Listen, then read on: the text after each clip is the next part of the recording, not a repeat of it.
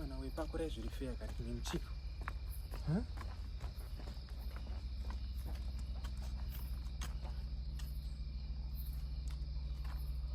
Hello? Baba D. Ndiri pageti. Ndadomira pageti pane ndiri pageti penyu budai mundione tirerukirwe. Ndati budai mundione tirerukirwe.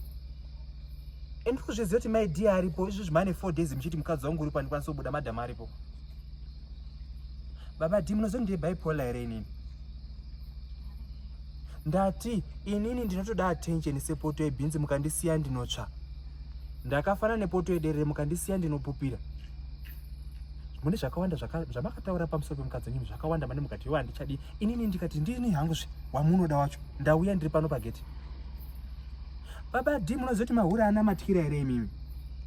Ndinopinda mukati umo.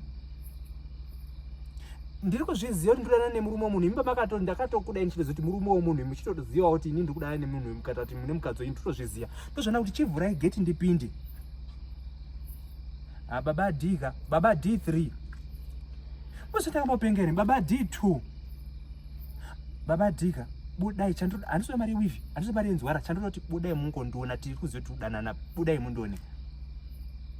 Inini ndakambopenga manje Baba D. Ndatopisa so ndakutopamba so.